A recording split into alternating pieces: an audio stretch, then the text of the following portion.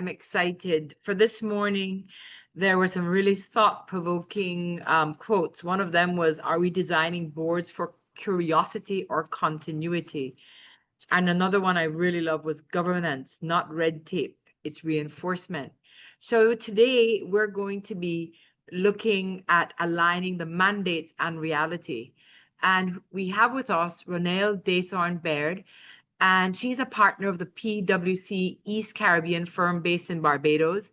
She's the tax and legal services leader for the Caribbean region and the environmental, social, and governance leadership for the East Caribbean firm. She's an attorney at law, a fellow of the Governance Institute of Canada, and holds an LLM Master's in Corporate and Commercial Law with an emphasis on corporate governance. I'm not going to say everything about everyone. I'm just going to go through the major parts because I know you have all of these in your packet.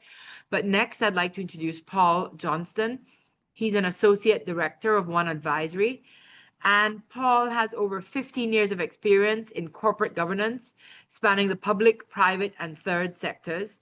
He's currently an associate director at One Advisory, where he supports a diverse portfolio of clients, including companies listed on the main market and AIM on a wide range of corporate governance and compliance matters. In recognition of his contribution to the profession, Paul was shortlisted for the Chartered Governance Institute of UK and Ireland Governance Professional of the Year Award in 2024. Bravo for that, Paul. And now Dominic Summers.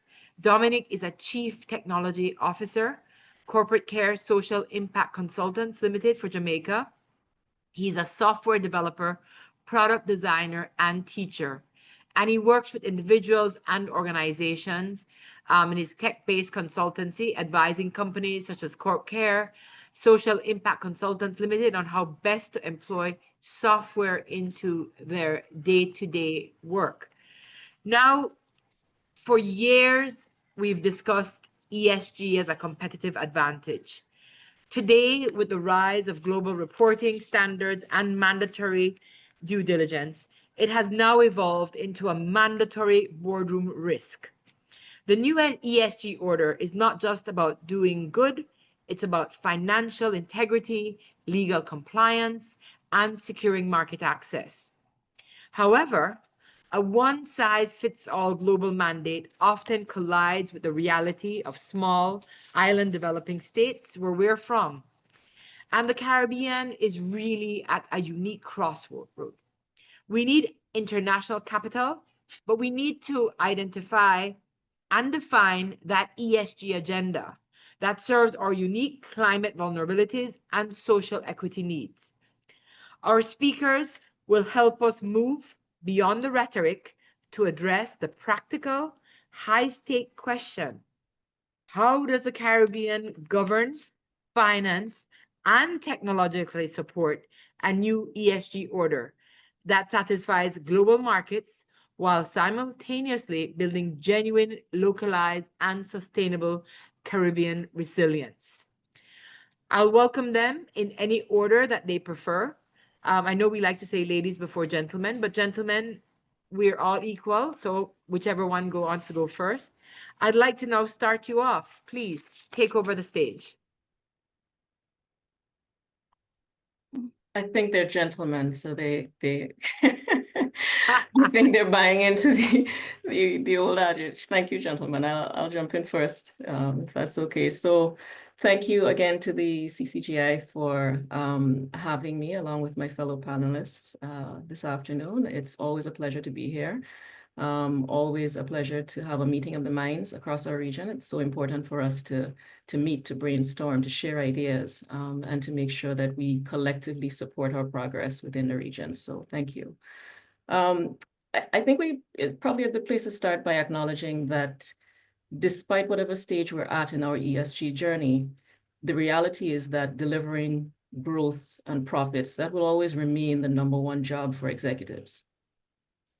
To succeed at it, our leaders, though, have to recognize the business value that sustainability trends have put into motion. I think we've had so many discussions in the past about environmental and social issues that have left some with a bit of a bitter taste, that all the rest of us are tree huggers and we think only about the emotional and somehow that we've ignored the fact that this is a strategic imperative for the success of our businesses.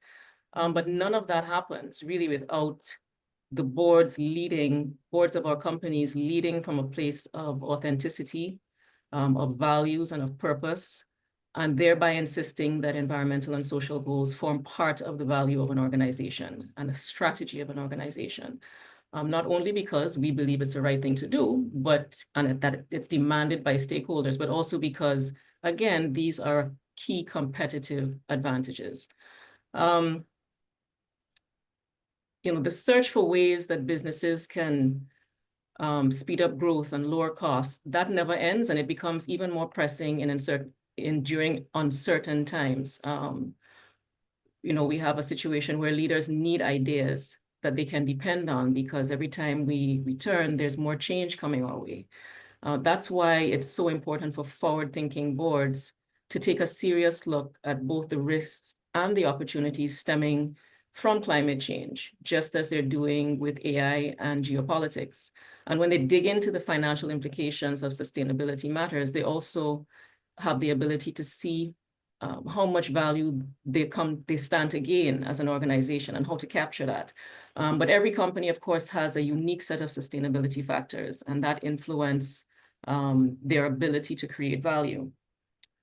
I think that we would, for the most part, collectively agree that a strong governance-led, business-like approach to environmental and social matters begins with understanding not only what is currently creating value, but we have to be able to think ahead to where value is flowing from to allow us to be proactive.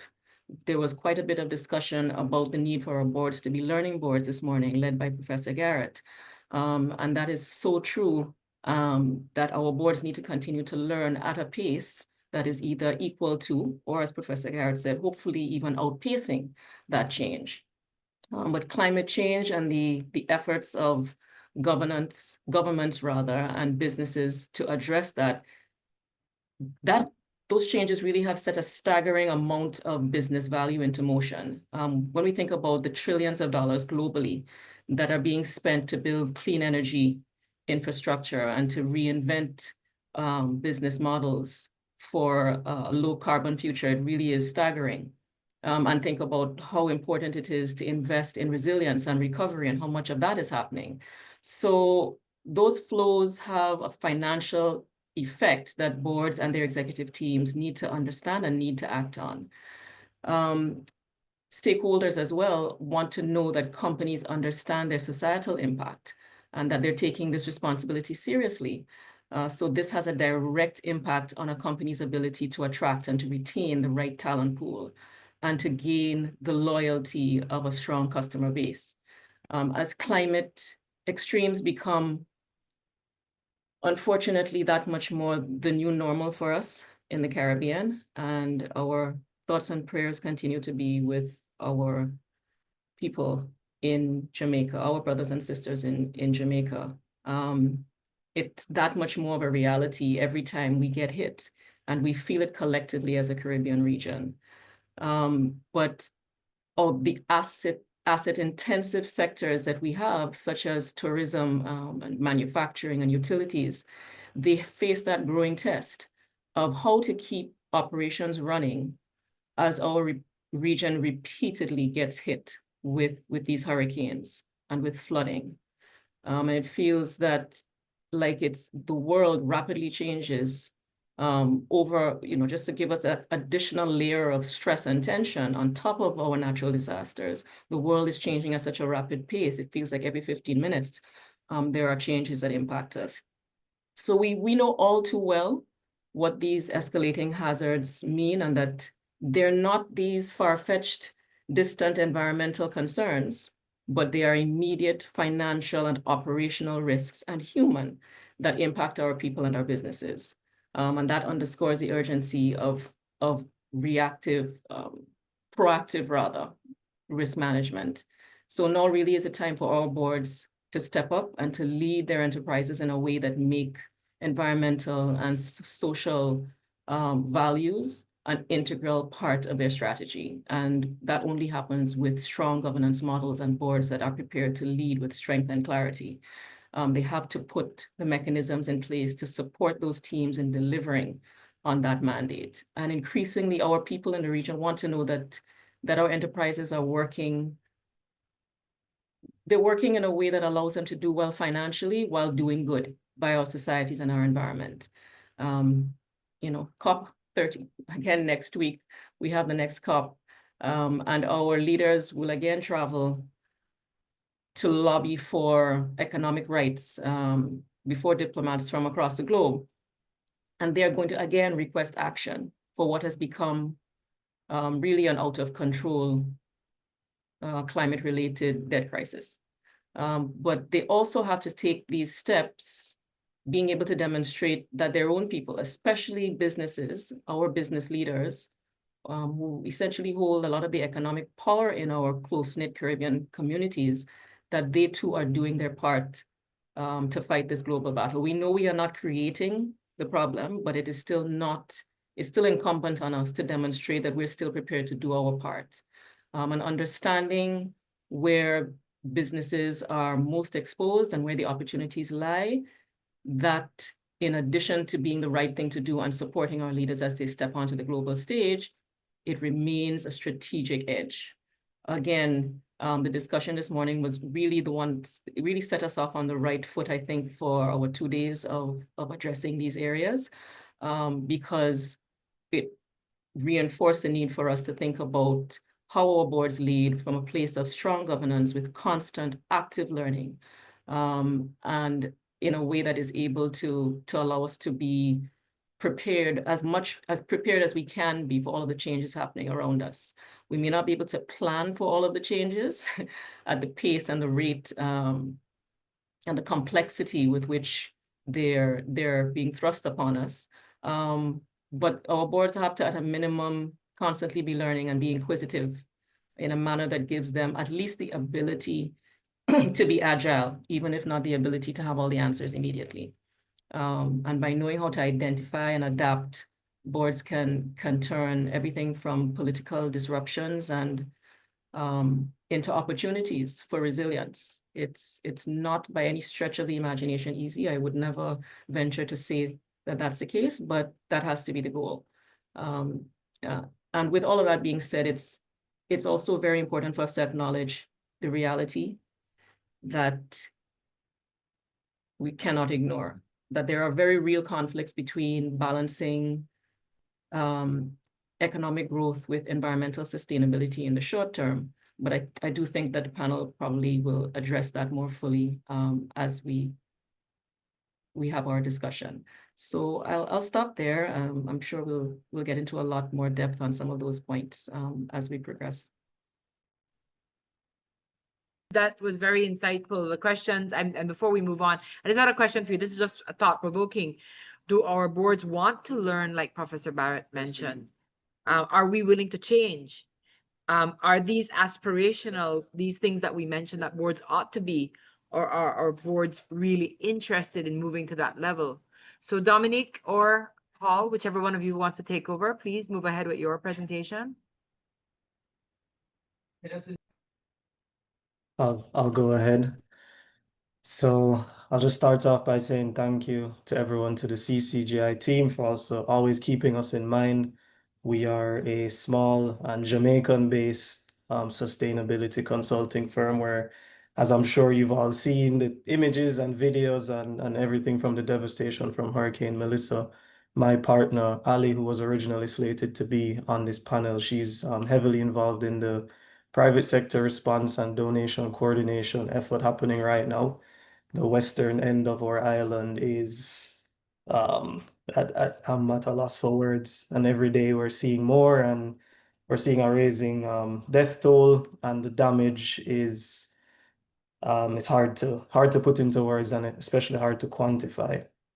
And I think, that's on the topic or on the point of quantifying. I think that's the direction that I'd love to start off as we talk about the ESG order and the direction that, particularly as we start to emphasize localized approaches and approaches that suit the Caribbean as a region, and not having this one size fits all. A lot of it is EU dictated and frameworks and standards that are coming from much more developed economies and regions. I think there's a real emphasis on highlighting what it is that we need to measure and looking at ESG not necessarily as a compliance tool or as something that's a checklist or just a report that needs to be generated. Okay, we put this report together and it sits down and gathers dust until the next reporting period when we go through the process over and over again.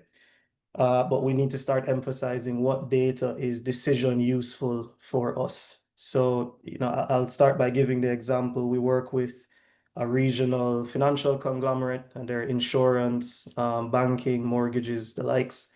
And we've been emphasizing and trying to get to understanding how much of their assets are in flood-prone zones, right? How much of their mortgages, how much of their insurance, of their property insurance is actively in flood-prone zones so that they can start to be proactive and not just reactive about how are we going to ensure, not to get too technical into it, right? But how are we going to make sure that we can continue to service the people whose livelihoods depend, right, upon these banking, mortgages, and insurance services. And I use that as one example of many that I think ESG gives us an opportunity to look at through the lens of non-financial reporting. We know very well what we have on the financial reporting side. We have a consistency. If I take up any two financial reports, if I can read one, I can read them all. That consistency, that comparability, it's decision useful because it means that I can look at any two efforts, whether it's projects or companies, and I can see exactly how are you contributing to an environmental or social or governance related impact or risk. And then, this can be looked at in two ways, right? So what is the environmental or social impact that, the region or the community that you operate within has on your company? And then vice versa, right? So how does your company impact the environment and the society within which it operates? And I think we really have to start taking a very practical look at what is useful for us, which is going to be different in many other cases. So one of the things that I do see coming to the fore is the Caribbean needing to unite a bit on this is the framework or this is how we are going to interpret frameworks. I know that there's an entire alphabet soup of frameworks I could throw out there, IFRS, and I won't even get into that right now. But I think it's always a matter of interpretation. And I think as Ronaele, as you said so accurately, it's about finding what are the competitive advantages for organizations. At the end of the day, we know why we are in business. We are not tree huggers, right? But we do have to start looking at how can we position ESG as a tool for growth, and how can we start to position that data and how we collect that ESG data to be something that fuels more proactive decision making, so that we are, not always in a gear or in a mode of being so responsive to the changes around us. As you also so correctly said, it feels like every 15 minutes there's a new reality, right? Whether it's a new climate reality, whether it's a new barrier to entry for a market, right? We now need to have this amount of reporting to trade goods into the EU or into the UK. There's a new California regulation that's requiring regional companies to start reporting and measuring on things that we haven't done before. And I think from a Caribbean perspective, we need to start focusing on the opportunity in front of us, which is we know we need to access financing. We know from a climate mitigation and adaptation perspective, the numbers that are thrown around are the estimations of how much financing we will need to access. They sound quite daunting and quite large, but we do have an opportunity to make a case as to why the Caribbean remains investable, remains insurable, right? Because if it's not insurable, it's not investable. And that's, again, a whole other conversation that we could get into as well. But we need to start positioning that data so that we're able to direct these funds, whether it's adaptation, mitigation funds, to the places where there will be most useful. Protecting our ability to feed ourselves, our ability to create and produce energy for ourselves, and to secure that energy, and our ability to create opportunities, you know, for young people coming up within the region who have ambitions and have plans that are 40, 50, 60 years down the line. So I think it's obviously a very emotional time here from the Jamaican perspective, as we're just bombarded with these images and these videos. But I think it's a fantastic opportunity to put back at the forefront. There's a lot of things that we haven't been very proactive about, and we have not really been measuring. And I think the number one opportunity that ESG as a growing topic of concern presents for us is the ability to be more proactive, the private sector working hand in hand with our governments, with our local and regional bodies, to present and to collate the right information so that we can make decisions that are going to safeguard our future, or industries, or agriculture, or tourism, or coastlines, right? What makes us sustainable economically as a region. And I think also looking forward, how are we going to tap into more opportunities as it relates to accessing finance, accessing markets, taking our agriculture from just exporting raw materials to more agro processing, right? These are some of the massive opportunities and concerns that we have as a region.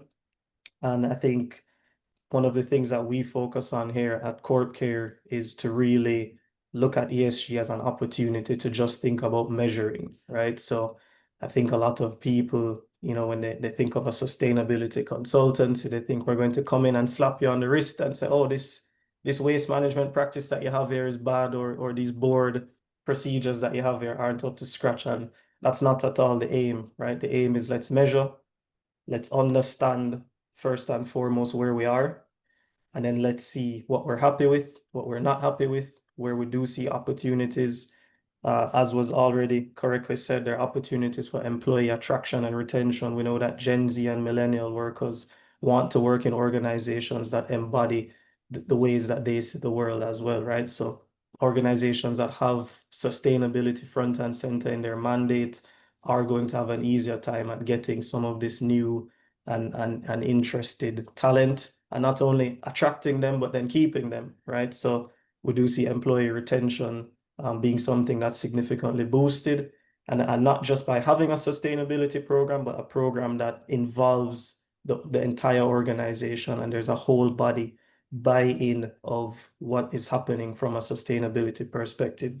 It's reflective of the needs of the communities in which our businesses operate, and also in terms of the national mandates. I think right throughout the Caribbean islands, we all have some very ambitious visions, 2030 visions, 2050 visions, energy visions, social imperatives as well.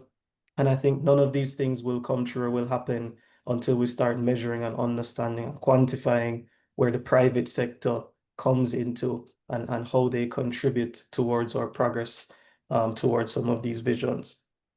I think there are also opportunities as it relates to customer loyalty, right? As it relates to from a branding perspective as well. And I think this is an area that we don't often love to talk about, because we don't want to insinuate that companies should do this for branding or marketing purposes, but people love to shop and do businesses with organizations that they think care about the communities that they live in. So I don't think it's something that should be overlooked. And again, there are opportunities when we look through ESG metrics. And again, you know, seeing ESG as a method first and foremost to quantify, and then use what we've quantified to make decisions going forward. There are opportunities to engage more with the populations that we sell to and provide services for. So I think I'll stop there for the moment, and hand it over to Paul, or back to Dr. Dionne. First of all, Dominic, I must applaud you for even being here. I can sense a sadness in your voice, and it's such a difficult time for Jamaica. And it's interesting that as the world continues to move on, even though all of this is occurring, I really applaud you for even being here today. So thank you.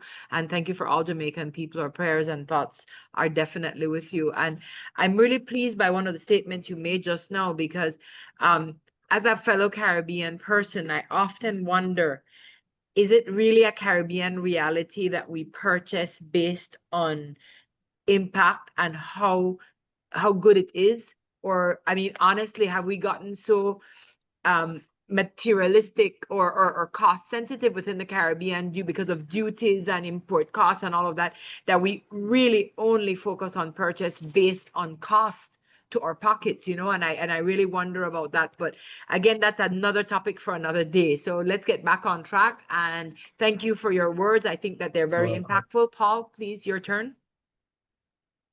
Yeah, thank you. And probably in quite traditional British style, I don't have 10 minutes worth of presentation. We're quite a reticent people, so I'll probably stick to 4 or 5 minutes. I mean, the first thing to say is, yeah, I was very moved by what Dominic was saying. I think it's unfortunately just one more example of how we're seeing the climate change in front of our very eyes. And to that end, for reasons that I'll try and explore a little bit in my brief presentation here, it's pretty painfully evident that not enough is being done in terms of, I mean, I know that this is about ESG, but specifically around climate, it's painfully evident that not enough is being done. So I think Ronaele mentioned COP30. I've actually had the opportunity to go to a couple of COP events in the past. They're incredibly well-meaning, and the multilateral approach towards these issues is the one that needs to be taken. But equally, we are rapidly running out of time. And I think that one thing that's painfully evident as well is that what were often billed as being storms of the century are actually becoming storms of the decade, or even in some cases storms of the year. So, for example, one of the saddening facts about the fires in California was that if you looked at the statistics about the number of wildfires of that sort of size and scale in California, they were happening in 1 year in what used to happen in something like 10 to 20 years in the past. And when I say in the past, the recent past. So ultimately, yeah, the private sector, so I'm from the private sector, we're not doing enough. And I think if we're being honest, boards aren't doing enough as well. So that's my sort of slightly gloomy starting point. And the reason I want to talk about that is because in my day job, I work with primarily listed companies in the United Kingdom, but they're not at the big end of the scale. So normally under 250 employees. But nonetheless, these are the sort of big driver of economies, generally speaking. So I don't work with FTSE 100 companies, and I don't think, to be fair, many of their practices in terms of ESG are indicative of what most companies are facing. So the thing that I wanted to explore a little bit in the introduction, but we can unpick some of that hopefully during the panel discussion, is what are some of the real barriers that companies are facing when it comes to actually doing more on this. If we accept the premise that companies aren't doing enough and boards aren't doing enough, then we need to also start with why they're not doing enough. So from the SME perspective, what I saw, at least in the United Kingdom, was a really encouraging trend in 2020, 2021 towards actually taking this stuff seriously. Now, for sure, there was some greenwashing, there was some virtue signaling, but equally there was collectively in the ecosystem, there was a movement towards greater focus on ESG. So I think that it was borne out to some extent that investors were making more decisions about where they were putting their capital based on ESG credentials. I think that there was some evidence that perhaps those on the supply chain were generally taking these things more seriously. Unfortunately, in 2022, at least in the United Kingdom, but probably globally, what happened, or what is still happening in Ukraine, had a big impact on companies' economic realities. And that certainly forced some companies to avoid thinking about the long term because their focus was on short-term survival. So I think that this was a point that Ronaele was making, is that ultimately ESG is partly about sort of managing the dynamic between short-term pressures and long-term pressures. And I think ESG is fundamentally focused on long term, but one thing that I'd be very keen to explore is how we make ESG more about the here and now, rather than talking about the long term, because the long term is not the long term anymore. The long term is here. So I think that ESG needs to stop talking about what's going to happen in 10 years, 20 years. Net zero ambitions and these kind of things are of course important, but we need to talk about ESG as being a competitive advantage, not in 5 years' time, but right now. So that's one aspect to it. The other thing, unfortunately, I think, is that ESG has become something of a silo, and it's certainly become politicized, at least in the United Kingdom and obviously in the United States as well. So for whatever reason, ESG has become conflated with this idea of wokeness, and that certainly put off people in terms of talking about ESG and being seen to be aligned with ESG. And unfortunately, I think that again has taken some of the wind out of the sails with some of this thing. So for me, there's three aspects to it. The first is that ESG reporting was supposed to drive practice. So the idea behind the ESG reporting requirements is that it was supposed to be reflective of practice. But as Dominic said, I think that there are some companies that are still taking the approach that this is primarily around reporting and crowbarring whatever your practice is into reporting. I think that the fragmented reporting requirements that are in place at the moment don't make this any easier. There isn't much comparability in terms of how companies are reporting on ESG, so it's very difficult. Notwithstanding the work that ratings agencies and the like are doing, it's very difficult to compare one company with another in terms of what they're doing on ESG, and that certainly is a systemic problem that needs to be fixed. But I do think also that there needs to be a greater focus, not on the reporting, but on the practice and making some of this, frankly, simpler for smaller companies. So the companies that I work with, generally speaking, won't have a sustainability officer, let alone a sustainability team. And I think that one thing that they're being asked to do by either investors or perhaps others on their larger companies in their supply chain is that they're being asked to report on everything. They're being asked to report how they do on climate change, biodiversity, waste management. They're being asked to report on social issues, diversity issues, governance. And I think it's just overwhelming. I think it's just too much. So I think that anything that can be done to help companies actually really focus on what are the three material issues that really affect your business model, your operating model, I think that that's a good start. The other thing is that, and unfortunately, I can see the reasons that this has happened, but it's complicated. So within the European Union, we have TCFD, we have CSRD, we have CSDDD. There are lots of acronyms that are well-meaning, but I think, again, it has the tendency towards putting people off.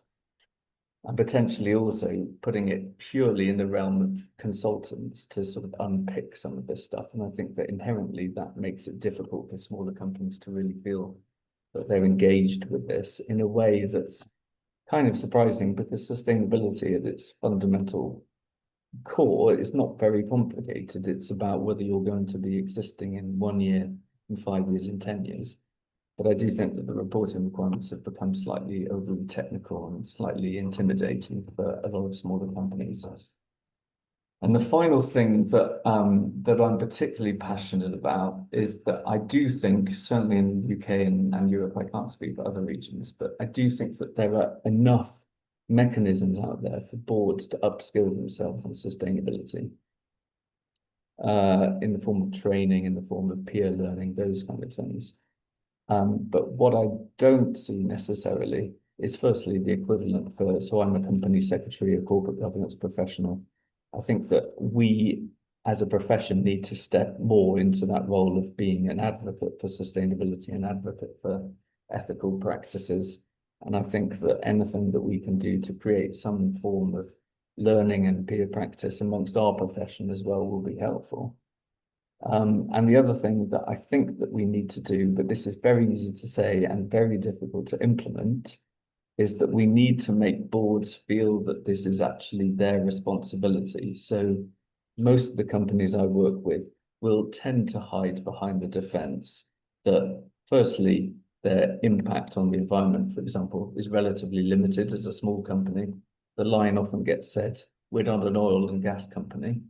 So I think that that's one thing that we need to challenge, is that every company has some degree of responsibility in this area. And that secondly, I don't think that board members, particularly non-executive directors, will necessarily have come up through their career with these things at the forefront of their mind. So I do agree with the point about learning boards, but I personally think that there are enough, certainly in the area that I operate, I think that there are enough opportunities for boards to learn. I think it's partly about articulating that this is now genuinely a board responsibility, because I still don't think that that message has really landed with people. So despite everything I've just said, I'm very or cautiously optimistic that the tide is generally turning in the right direction. I think that there has been a trend towards understanding that at the board level, sustainability is part of your role, advocating for long-term sustainability is part of your role. But my worry is that the global economic conditions, what's happening in certain parts of the world, there's definitely headwinds there, that we need to be mindful of. But I think that there are things that can be done. I think it's partly around simplifying everything and getting back to what the roots of ESG actually were. So yeah, I'll stop there, but I'm very keen to, and for what it's worth, everything that I've heard so far since I joined, it's very interesting because I think that most of these things are inherently completely global. I think that there are bound to be differences between what the reality is in the Caribbean and in Europe, for example. But I think many of the challenges in terms of, do consumers really prioritize impact ahead of cost? I think that these are global issues. So it's really, for what it's worth, it's really positive to be part of this conversation and hear what people in different areas are saying, because my sense is that this is just, we're not that different ultimately. So I'll leave it there.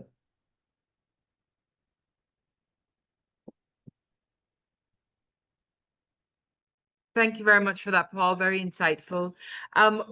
When you speak of all of that, I really wonder if the cost of compliance is something that will be really daunting within the Caribbean environment, because I did sustainable financing at Imperial College for a course a couple of months ago, and I realized that some of the largest companies are not able to comply based on cost. And how do we ensure that the new ESG order doesn't become a barrier to entry for smaller firms or local investors, and then instead acts as a catalyst for accessing the green and sustainable finance from, say, for instance, development, financial institutions, and all of those areas where we really need to be moving towards? Anybody wants to?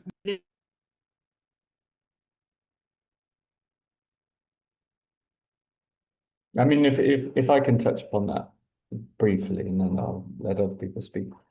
I think that the cost of compliance is, firstly, it needs to be understood. So I think that some of these things are partly around perception rather than reality. So again, that probably comes back to skill sets on the board and at management level about understanding what the risks and opportunities are. So I think that's one aspect to it. And the other is that I think that as part of the initial conversation about what is material for our business, I think that management teams and boards need to be talking about what are the costs of not doing anything from the point of view of, my sense again is that there is investor money out there for companies that are doing the right thing. And my sense is that the next wave of pressure is going to come from lenders, from banking institutions, and from larger companies on the supply chain that are going to have to demonstrate that they're doing more on their Scope 3 emissions fairly urgently. So I think that this is partly, again, perhaps it's overly simple, but I think that this is partly around an educational process, around understanding what is the cost of compliance, and for sure there will be some upfront cost of compliance, but what does meeting that cost, what opportunities does that actually open up?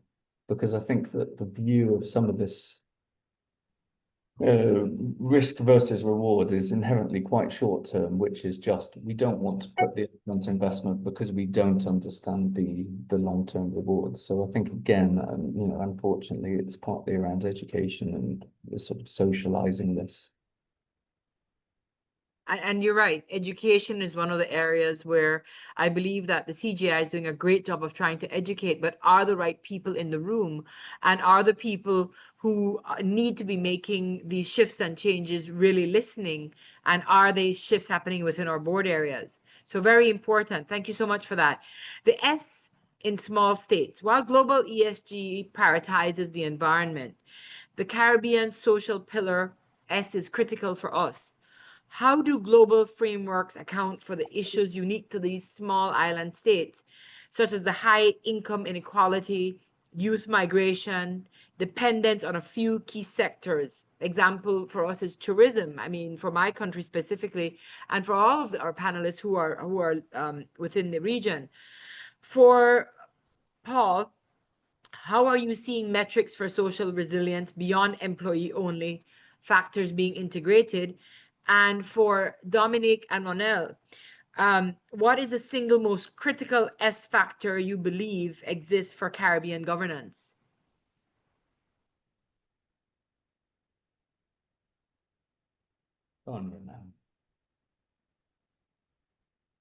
Paul, your question. I guess that was an exam question.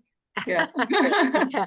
I can answer the S for me in this is our social resilience. Mhm. And we can speak environment, but what is the single most critical S factor for Caribbean governance that Ronaele, you and Dominic see? And for Paul's perspective, looking at employee factors and being integrated, I mean, how are you seeing the metrics for social resilience within the environment? I can just jump in for a minute. Speaking to the point of the societal impact of our organizations, I think it's so difficult, Dionne, to identify one. I think it's you know, our Caribbean societies are close-knit. I think we do our best to try to have each other's backs in our small, close-knit Caribbean societies and across the region. And it's such a myriad of societal issues that we need to address. I personally think it's next to impossible to identify one as being more important than others. I think we have to put our shoulders to it and accept that there are many that need to be addressed. Yes, try to prioritize just for the purpose of having bandwidth, but not to eliminate any from the list. It's just to try to address those issues and tackle them as quickly as we can and as consistently as we can, and accepting that no organization, no board, not even one particular territory can really address these issues independently. We have to take a collective approach to these matters. And Dionne, if I may jump in then, because this actually was what was going through my mind, because I love what Paul brought to the table in terms of the small businesses and how they view that. So they don't have such a big impact, nor are they in the oil and gas sector. And so a lot of directors, I see it happening, think, well, it's not us. The responsibility doesn't fall. The big ones. Yeah. That's right. So I wanted to ask Ronaele and Dominic for the Caribbean companies that you have worked with, because you are in the region and this is your space. Are you seeing that willingness to have that mind shift that you very just mentioned a second ago, Ronaele, that collectiveness that must happen, because we all need to play a part, but that needs to be weaved into everyone else, changing the way we do things for there to truly be impact. So when Paul made that comment earlier about the smaller to medium-sized enterprises in the UK, I thought to myself, well, that's our entire market. So that's the conversation we're having. Like, we're not causing this problem. Why are you asking me, number one, to measure, which is a lot of what, you know, the teams that Dominic and I lead do, measuring, having those conversations as to you need to identify where you are now so that we're able to set a plan as to how you can address each of these areas in a way that is realistic, because we need to be realistic about our resources, about the impact on the short-term viability of our organizations. We can't pretend that we can bite off more than we can chew and literally decimate our organizations and our economies. But to not face the challenge and to not start the process is so detrimental. As Paul said, to not deal with it, to not do it, is going to be in the long term a much higher cost than the short-term implications of doing it now. So those are the conversations that we are consistently having with boards. And I too am cautiously optimistic, because certainly over the last year, we've had the opportunity to work with an increasing number of boards who at a minimum understand the need for them to wrap their minds around it, not necessarily have all the answers to immediately take steps, but at least to have the conversations that they haven't been willing to have before. And that's a start.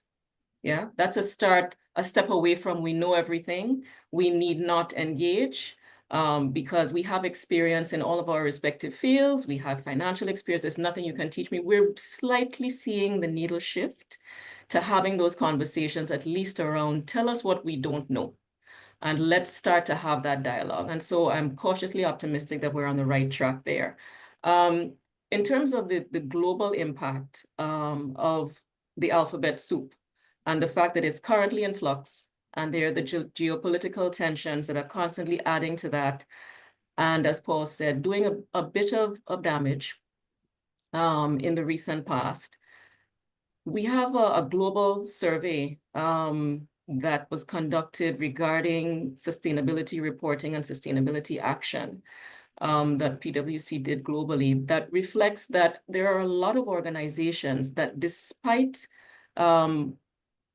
accepting that there's a lack of clarity and a lack of certainty as to exactly the timing, the extent of the reporting requirements, that they are still taking these steps to measure and to report because of the strategic implications, the strategic advantage that they have seen coming out of taking those steps. So they continue to make those investments. So the question then is, what does that do for our larger Caribbean organizations that will likely fall into those value streams? What does that mean? Are they still, despite there being that uncertainty, and I think because of the uncertainty, many feel, okay, well, they don't have their act together, so we don't really need to think about this in the short term.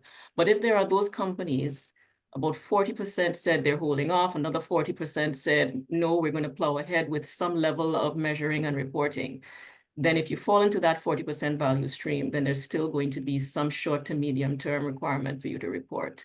And I fully agree with Dominic's comments earlier about the need for us, for those who are not falling into that value stream, the implications regarding the impact on your ability to attract the right talent and to retain it, the ability to attract the right customers and gain that level of loyalty, those still exist whether you need to report upstream or not. And so continuing to measure with our smaller organizations who are not impacted by global requirements, it is still so important for us to be able to measure, to be able to demonstrate to our stakeholders, yes, but also to be able to become more resilient, to be able to identify not just the risks to address them, but also the opportunities coming out of a lot of the challenges that we face.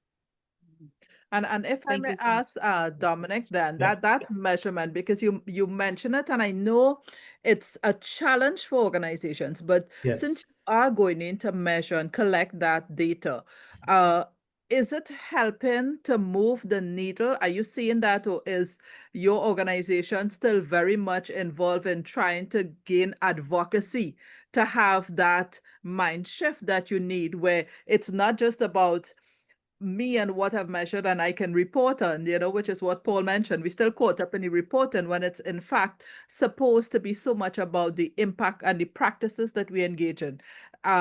Is the measurement helping to push in that direction, or are we still not measuring enough as yet to get that short-term impact?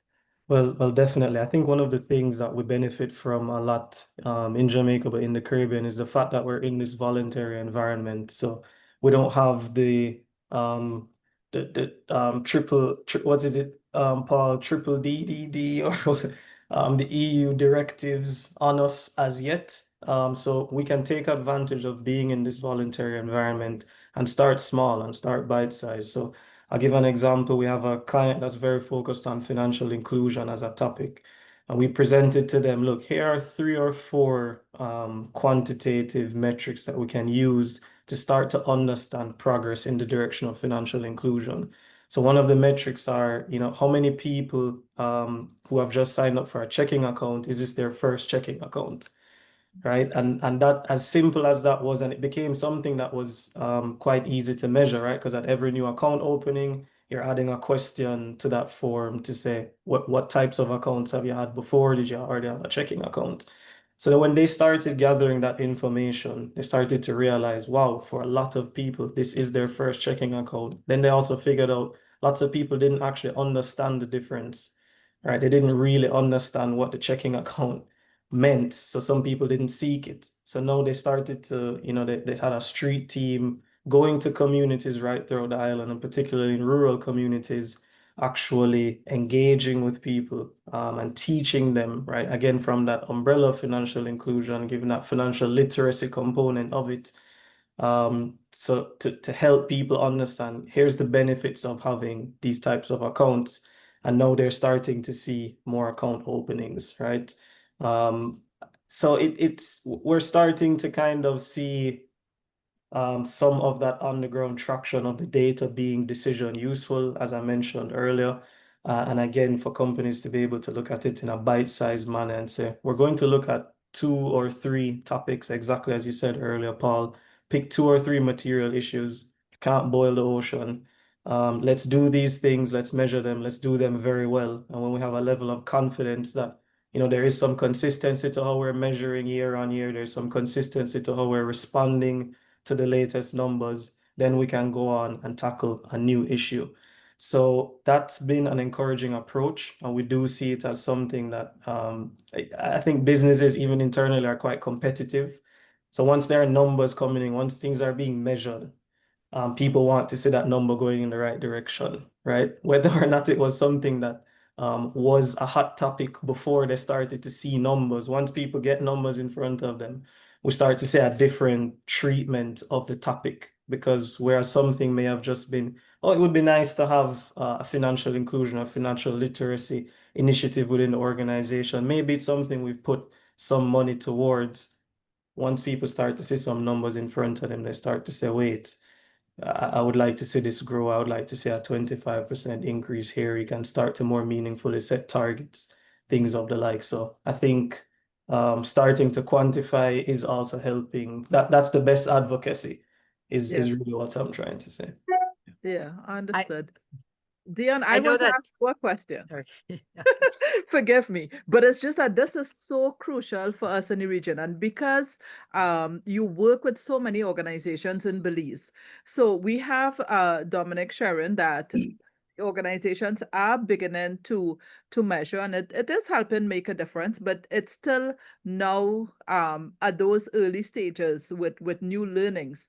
But for this conference, we have been talking about the importance of having regional collaboration and regional growth. So therefore, for Belize, are you seeing that organizations have moved the needle a little further, or are we still at that stage where they're beginning to still try to understand what it means to build sustainability as part of their whole competitiveness? I'm seeing a shift, but it's very, very minute. And I see it in the Development Finance Corporation.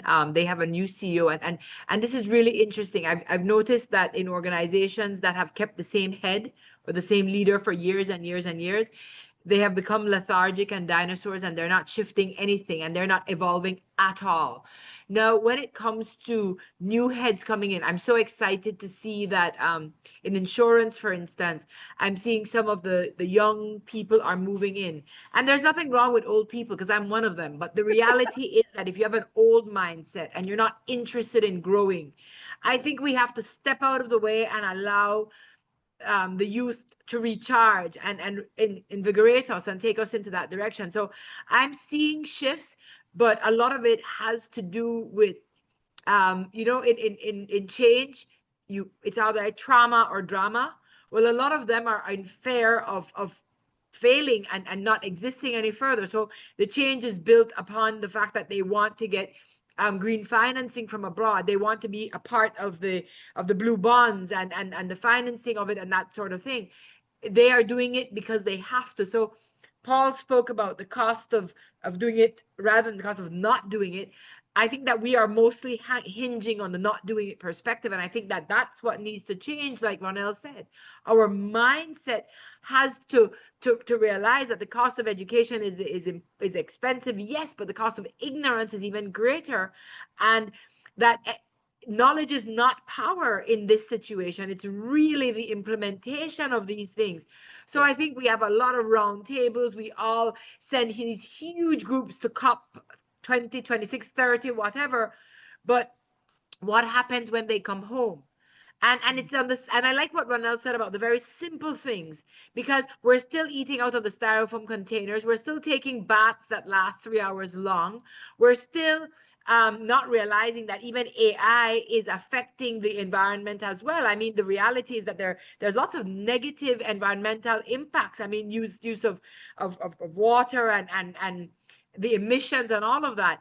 I think that we're very myopic in our thinking. It's either here or there, and we don't really understand that there's an ecosystem that surrounds it. And so when I listen to the team here, I hear frustration.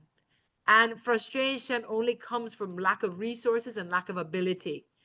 And that is a very sad position to be in when we see the impacts. Belize, for instance, I'm seeing sargassum rushing up on our shores, and I see the effects of the heat, and I see the social issues, and I see our tourism levels falling.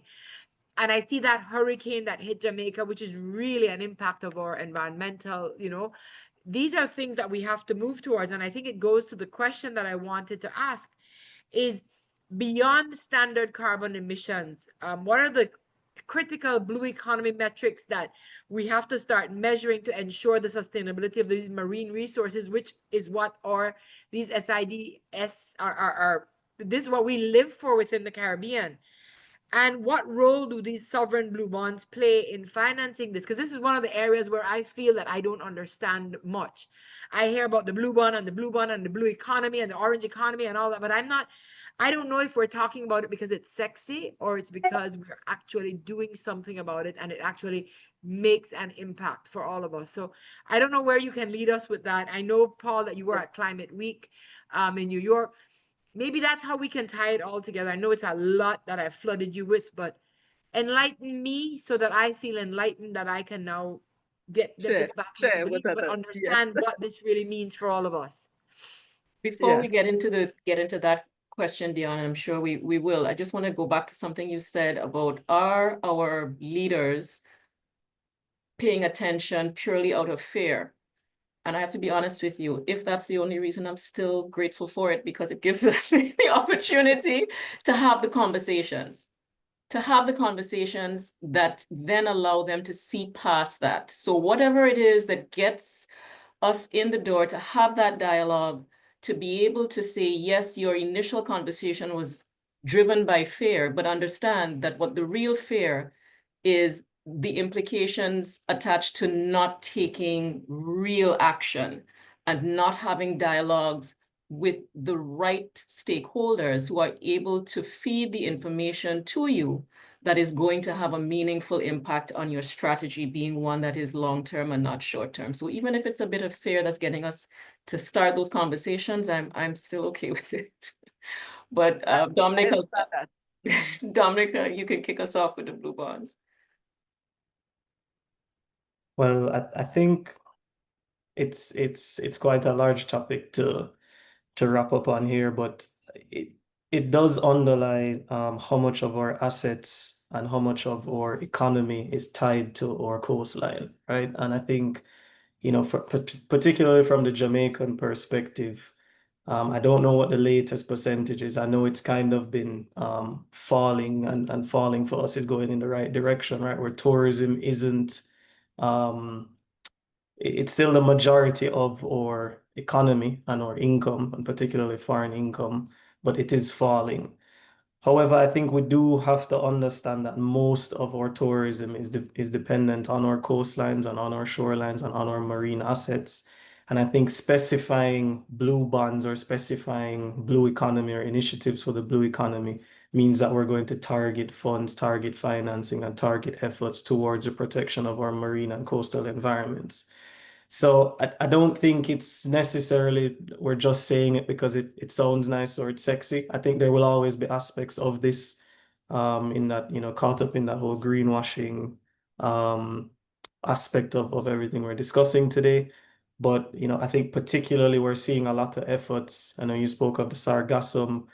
We've been seeing, from the rising temperatures of our oceans, we're seeing a lot of coral reef loss. So that's going to lose a lot of safe harbor for our marine life and fish, right? And we are a nation that is heavily dependent on fish for food, right? So we start to know, have to understand and have to again quantify, right? For every degree in temperature raise that our oceans see, how much food are we losing, how much potential tourism, how much reef life, and these things at this point in time, I don't know how well or how far we are in the process of quantifying and getting it back to a economic or dollars and cents number, because that's really what we know is going to move and drive action.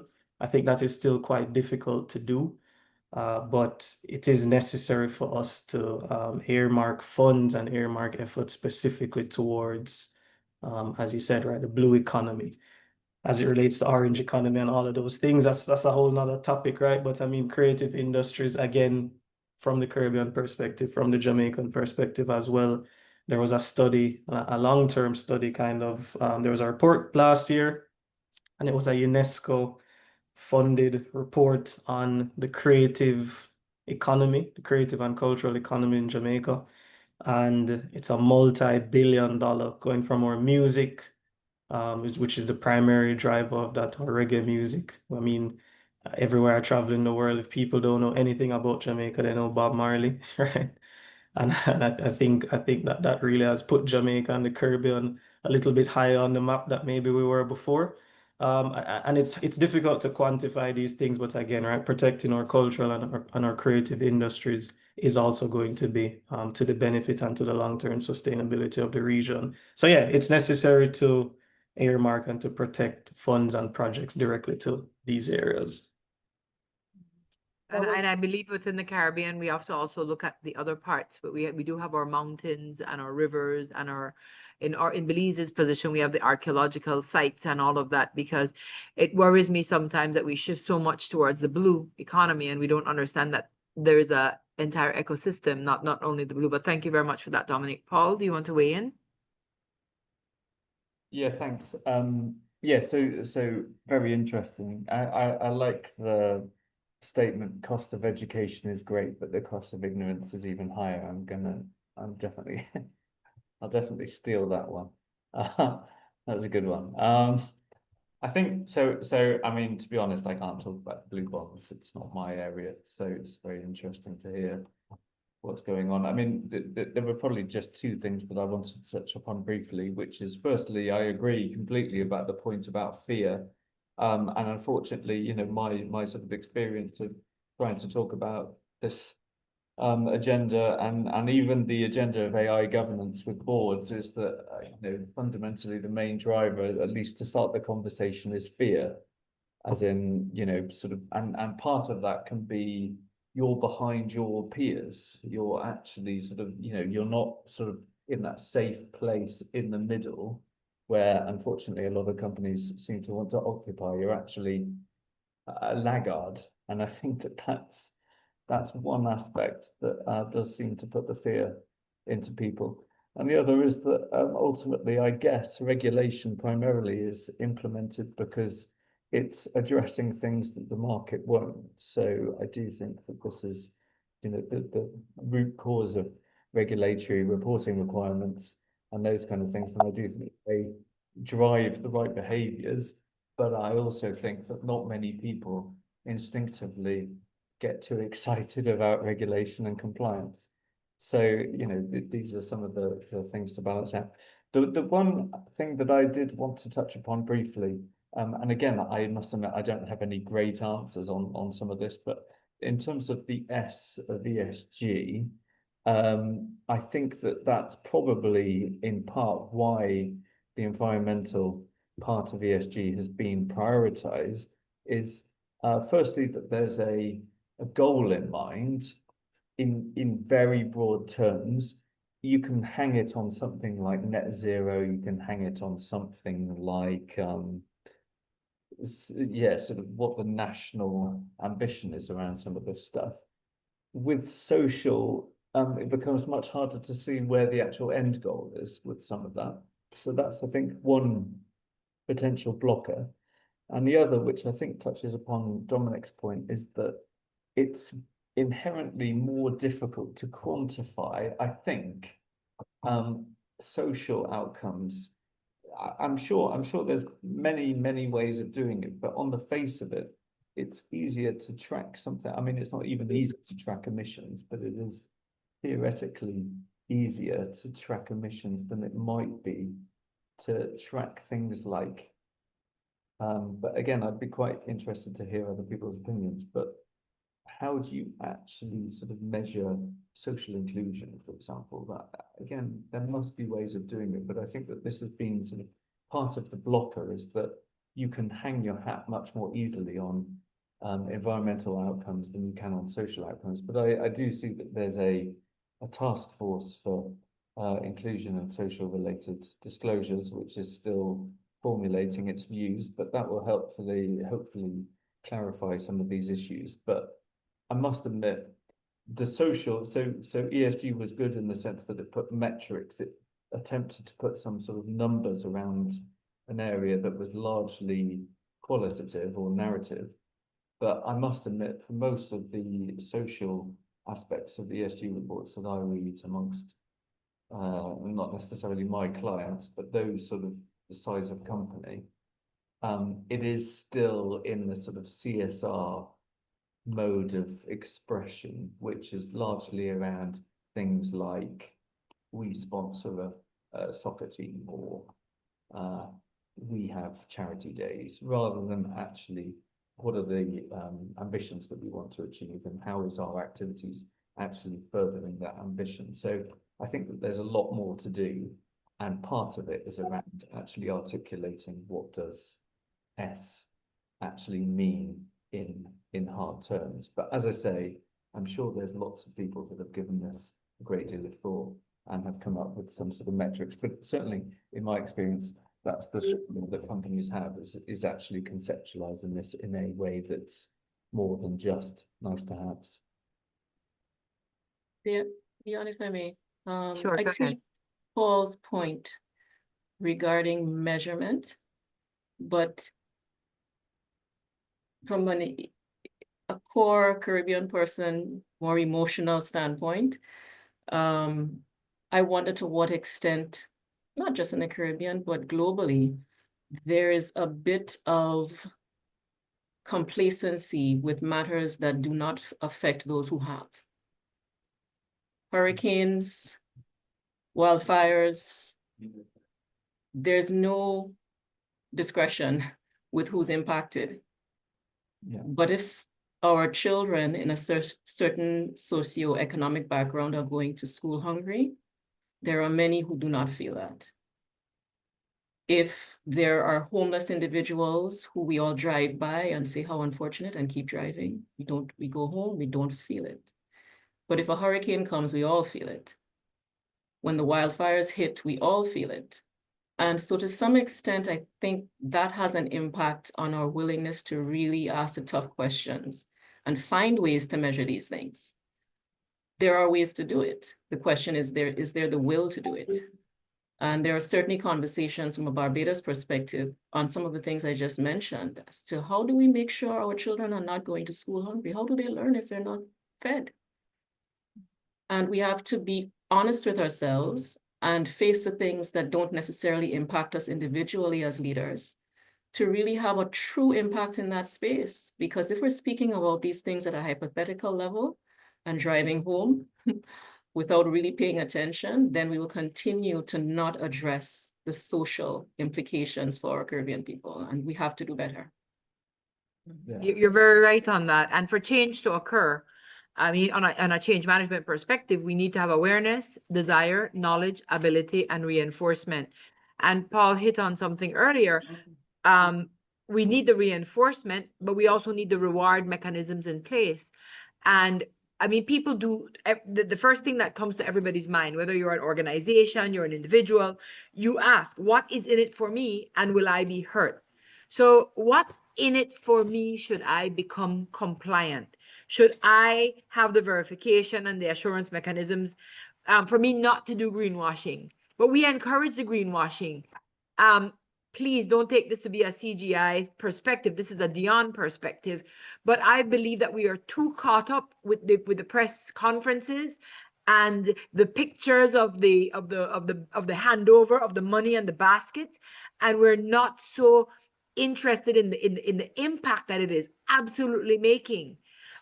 You know, so at the very end of the day, I don't need to know how many containers of food were delivered to Jamaica. I want to see the next video showing those same people who I saw foraging for food in the middle of all of those places and struggling and crying to say, I am fed, I'm being taken care of. I'm tired of the greenwashing, whitewashing, whatever washing that we're calling it now.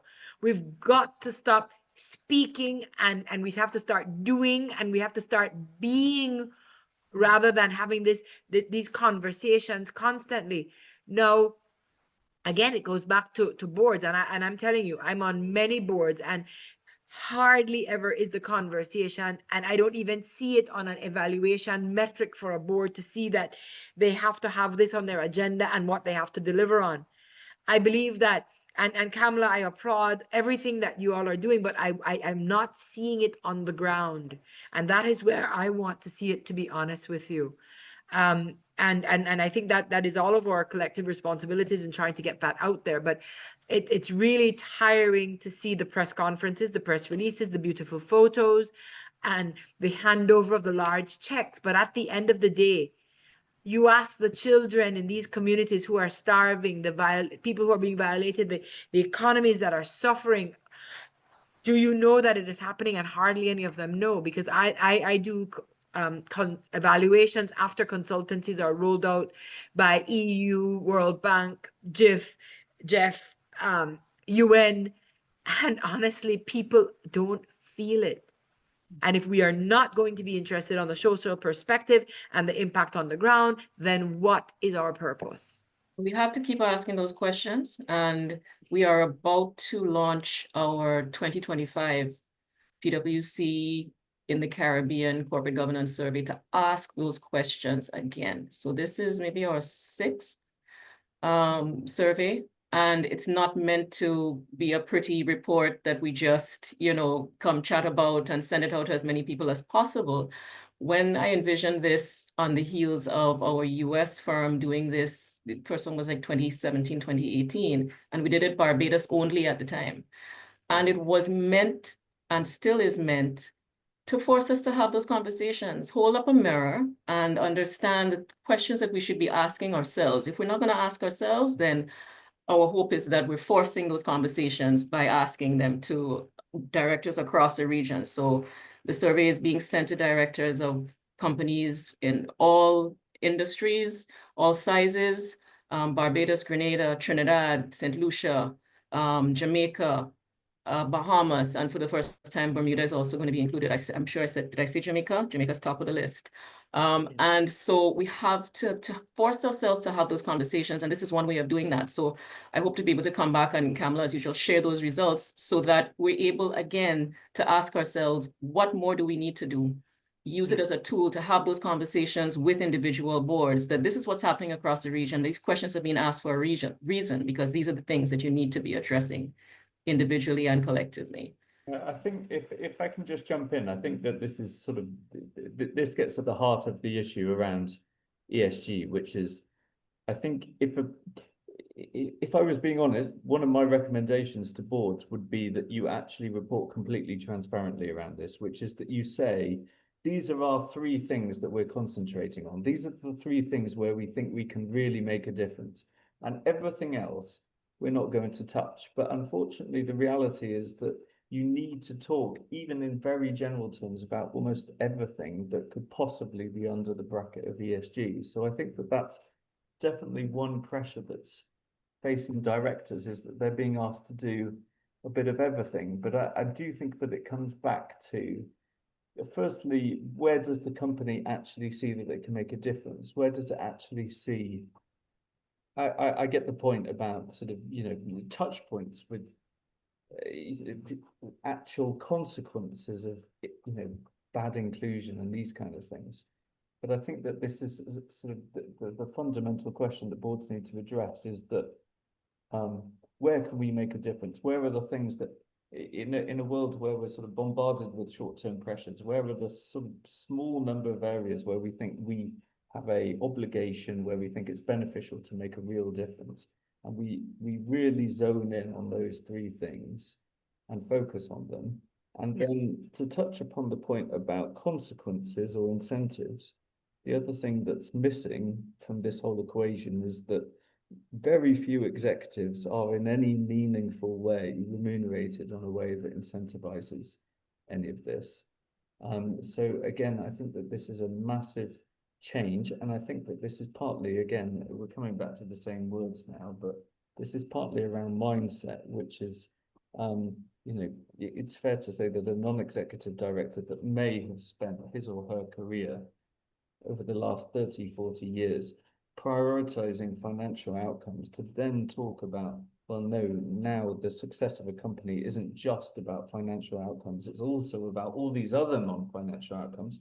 That's a big shift in mindset for people, and it will take time. And I think that the other thing, so the remuneration committee will generally be filled with non-executive directors that don't have that background, that don't think that that's necessarily the sign of a successful company, the sign of a successful executive. So I think that this is something that's also missing from the equation, is how we make remuneration more focused. Again, it can't just be about, as Dominic said, it can't be about boiling the ocean, but how can we pick our priorities and then make sure, not 100%, but to some extent, people are paid to actually achieve these outcomes. Again, I'm very conscious that it's very easy to say these things and it's much more difficult to implement them, but it does feel like it's a sort of systemic shift that needs to happen. It can't just be about one thing or the other. Everything needs to sort of move together in tandem. I agree, Thank Paul. you. It has to be a systemic shift, and that is why having the conversation is so important, because we are seeing where isolated things are happening, but that is not going to lead to the kinds of outcomes that we want. Dionne, I think we missed the opportunity for the Q&A, but there is a comment. Oh, yes, sorry. From Professor Garrett in the chat, which I'm going to read out loud just for us to ponder on. But after that, I think I have to ask you to ask the panels for their closing Wrap-ups, yes. Yeah, kind of thing. But Professor Garrett asks, does anyone know where the terms ESG and DEI originated? The silos they are now in do not look comfortable mixes, and why they became law so rapidly in some countries. I think it's very, very important that we do think about this, because the origin of what pushes the agenda is as crucial as understanding the agenda itself. I honestly, I don't know where those came from, but I can tell you something. Within the Caribbean, we love to sign on. I mean, we sign on to so much, but we never ratify, by the way, but we do sign on. We sign on to everything that comes. I mean, Belize, we signed on to OSHA, I think 26 years ago, but we haven't implemented it yet. We've signed on to Rights of the Children, ILO, conventions.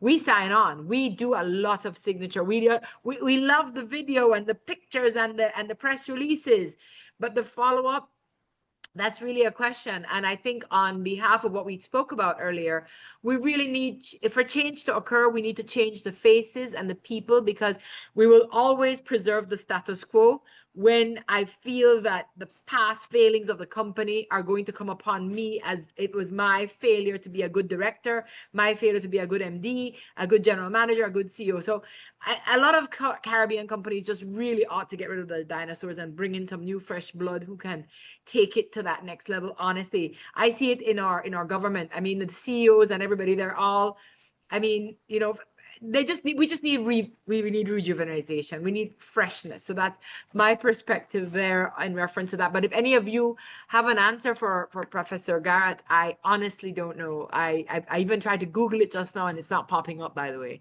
So if Google doesn't know, I don't think anybody knows, right? But I'll give you guys the chance to say. All right, but No? maybe they don't need to answer that question in Okay. specific, but let's have some nice takeaways, Wrap because ups. there Yes. is no question in terms of no matter where the term itself originated, but this issue of the way we use assets, the way we use the resources of the earth in such a way that we preserve for the next generation. It's a concept I totally embrace, and it's clearly needed. So therefore, what may be some of those next steps? What are the gaps that we truly need to close so that we could take it to the next level? Is it that the level of awareness still needs to be done in some huge way? What do we need to do? So And I'd like to make it be, and I'd like it to be a little bit more helpful. Help Kamla know, what can the CCGI That's do? right, because we are ready, right? Yes, yes. We So will what do can we they can. do, or what do you think they can do? Because Professor Bayrd, all of us who are committed to Kamla and her cause are willing to support. But what do we need to do is maybe what we need to ask you. Okay, so I have something very tangible, and I've discussed it with Kamla already. But as I said, I'm a corporate secretary, and I do think that because of the way technology is changing our role, some of the things that we used to do in the past won't be done by, frankly, won't be done by humans in the future. So that leaves an opportunity for us. I mean, it's a risk, but it's an opportunity for us to move more into what we have historically called the trusted advisor space. Maybe even something like the chief ethics officer. I don't think boards are blind to these issues. I think that people in my profession do have some sort of opportunity, for sure, to help move them in the right direction. And that's partly around sort of translating regulation into practice. It's partly around understanding what a good board looks like right now in terms of some of these issues. So one of the things that I've been discussing with some people is fundamentally, it's partly around conversations and partly around sharing practice, because I don't think that we need to reinvent the wheel on a lot of this stuff. I think that there are really good examples of what good boards are doing, what good companies are doing, but I think that it's just around disseminating this and making this accessible for people. So one of the things that I've been contemplating is setting up a global network for people in my profession that's focused on sustainability, that actually looks at how we share practices, how we define ourselves as a profession as being responsible for this. Because I think that one of the things that's come out through this conversation is about ownership and actually feeling responsible. And I think that it's a bit of a tendency, for whatever reason, to say, well, yes, I agree that that needs to be done, but it's not me that needs to do it. And I think that that's something that we can change fairly easily just by role modeling and seeing what people out there are actually doing in practice. So I don't think it's about sort of necessarily about huge investment, huge resources. It's just about fostering these sort of conversations that help share what's going on in different parts of the country and different parts of the world. So that's my sort of that's my initiative anyway. And we'd be happy to support you, Paul. We do have a corporate secretaries network of our own that we are building because we agree that CorpSecs can make a tremendous difference in the boardroom and helping directors be more aware of some of these responsibilities and duties. So thank you for mentioning it to us. So Ronaele and Dominic, your closing thoughts. I'm going to give way to Dominic since he allowed me to start first. But anyway. I think it's so important for us to just continue to have this dialogue, but to take it a step further, because I think we have the same people often having these conversations. And how do we get not that we're not the right people, but how do we get more of the right people into the room to have these conversations, to address the fears that they don't necessarily want to address? So again, I'm fine with fear driving the conversation as long as we then move past fear into the realm of action.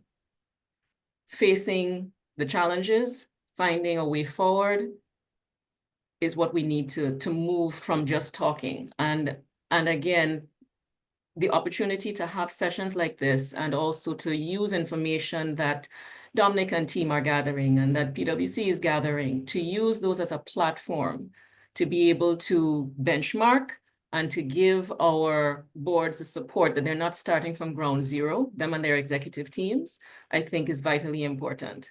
So I think it's more of what you're currently doing. Since Dionne, you did ask us to focus on what the CCGI can do and what we can all collectively do, is to move from just this group having this conversation to bringing more into the fold, be it via company secretaries or otherwise, so that we can use the information that we have to drive action next is so important, because I think we know what we need to do. We just need to get going. Excellent. Thank you. Perfect. I think a lot of the conversation that we've been having today has highlighted some of the limitations of corporate sustainability or ESG through the corporate lens. I think so much of where we need to go now is to find more meaningful ways that we can have public-private partnerships to look at our challenges across industries, across regions. We don't need to always be reinventing the wheel. I think, you know, to put that in light of what CCGI can help with, you know, sharing those best practices, sharing data, sharing findings, sharing methodologies, so that organizations know that, okay, here's a company that's roughly of my size, that's operating in the same regions, that's facing some of the same challenges that I am facing. Here's what they're able to achieve. Here are the limitations they had. Here, maybe even some of the costs associated with it. The more knowledge sharing that we're able to do, separate and apart from the education and the sensitization aspect of it, which is great, and sessions like this will continue to contribute in the right direction. I think we need to start functioning more collectively. I think our business associations, CCGI, you know, exactly as you mentioned, corporate secretarial networks, stuff of the sort, help bridge the gap between separate companies that are doing these individualized missions and individualized projects and individualized material concerns. I think if we're able to start collating that effort, putting information together, and we're coming closer to a point of being able to provide meaningful data to the governments as well, so that, again, this becomes more public-private partnership, but also help, you know, companies that are more successful or further along the line in terms of initiating some of these sustainability measurements and mitigations and adaptations and stuff of the sort, to help pull up some of the companies who are just starting their journey or maybe a little bit behind. So I think it's just opportunities for collaboration. Mm-hmm. Yeah. Great. Thank you so much, Dominic. You're welcome. Dionne, do you want to give us any closing thoughts of your own before I close off today's Tuesday? I believe the only closing comment that we can really have is to thank the three of you for being here with us. I loved the different perspectives, and I believe that we've gained quite a bit from this. It's really now for us to really get out there and do hold ourselves accountable and be transparent, and again offer our support to you, Kamala, because at the end of it all, we need to support those who can keep us in alignment and taking us to that next level. So I'd like to thank all of you for taking the time to be with us, for CGI for inviting us, and Dominic, our prayers and thoughts continue for you and the people of Jamaica. And we are grateful that you still chose to be with us today. So thank you all very much. Thank you, Kamala. Please enjoy the rest of your day, and I'll talk to you very soon.